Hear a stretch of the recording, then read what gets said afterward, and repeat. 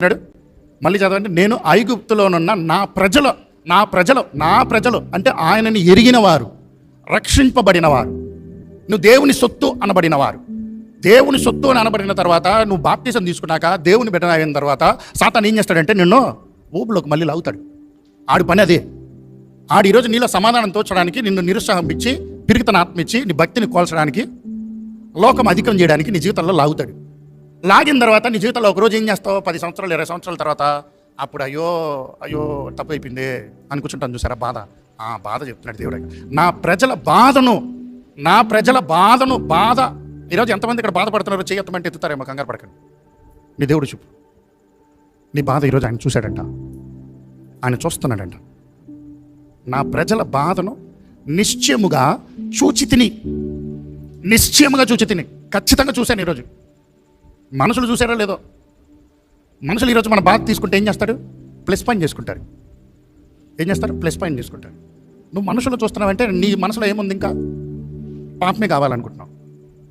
నువ్వు బయటపడటానికి నువ్వు మనుషుల సహాయం అడుగుతున్నావంటే నువ్వు దేవుని దగ్గరికి రాలా.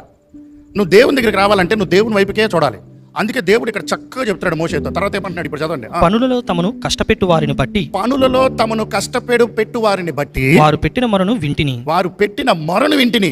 ఐగుప్తు దేశంలో మనము ఐగుప్తులో లేము, కానీ ఐగుప్తు బానిసత్వంలో ఉన్నాం మనం. ఈ లోక అంధకార శక్తి నిన్ను బానిసత్వంలో పెట్టేస్తుంది.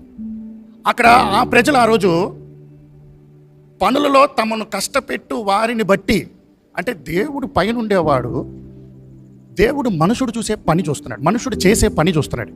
ఆ పని మనుషుడు మా దేవుని బిడ్డల్ని బాధ పెడుతుంది చూస్తున్నాడు, వేధిస్తుంది చూస్తున్నాడు, హేళన చేస్తుంది చూస్తున్నాడు, కృంగదీస్తుంది చూస్తున్నాడు. వాళ్ళకి డబ్బులు ఇవ్వాలంటే బానిసడు పని చేస్తే వాడికి డబ్బులు ఇవ్వాలా, తిండి పెట్టాలా, ఏం పెడతాడు? అది ఇవ్వట్లేదు వాళ్ళు. అది కూడా దేవుడు చూస్తున్నాడు. అన్నీ చూస్తున్నాడు దేవుడు. ఈరోజు మనం కూర్చుంటాం చూస్తున్నాడు, మనం లెగడం చూస్తున్నాడు, నిన్ను బాధ పెట్టేవారిని చూస్తున్నాడు, నిన్ను చూస్తున్నాడు. మనం అనుకుంటున్నా దేవుడు ఇంకా నన్ను చూడట్లేదు కదా, నేను దేవుని కనిపించను కదా. దేవుడికి ఎందుకు కనిపించాం మనం? దేవుడికి మనం అంతా కనిపిస్తుంది, మన జీవితం అంతా కనిపిస్తుంది. ఆయన శక్తివంతుడు. ఆయన ఈరోజు మనుషుడు ఈరోజు డాక్టర్లు కనిపెడుతున్నారా? స్కాన్లు తీస్తున్నారా? రకరకాల స్కాన్లు, సిటీ స్కాను, ఇంకోటి ఏంటి అల్ట్రా స్కాను, ఇంకోటి ఈసీజీ, ఇంకా ఏంటి ఆ ఒక్కొక్క దానికి ఒక్కొక్కటి. దేవుడు అన్ని స్కాన్లు కలిపి ఒకే కళ్ళు చాలంట ఆయనకి. అంటే నీ నరాల్లో సమస్య ఉంటే ఒకటి, నీ అవయవంలో ఒక సమస్య ఉంటే ఒకటి, దానికి ఒక్కొక్క స్కాన్కి ఒక్కొక్కటి, అన్నింటిలో ఒకటి తెలియదు. ఎక్స్రే ఒకటి, దానికి ఎక్స్రే ఎముకలు కనిపిస్తాయి. ఈరోజు అట్ట మనుషుడికి ఒక్కొక్క మెషిన్ పెట్టుకున్నాడు. కానీ దేవుడికి అంటే నీకు హృదయం నేరు కనిపిస్తుందంట, ఏదంట అక్కర్లేదంట దానికి. దేవుడు ఎక్కడ ఉన్నాడంటే కనిపించాడు కదా. ఇదిగో 2 అంచెల కట్టుగా వాక్యం ఒకటి ఉంది. ఆ వాక్యం ఈరోజు నేరుగా వెళ్ళిపోతుందంట నీ హృదయంలోకి. నువ్వు కరెక్ట్గా మనసు పెడితే, నీ గురి పెడితే, నీ గమ్యం పెడితే. ఈరోజు ఇది వాక్కు.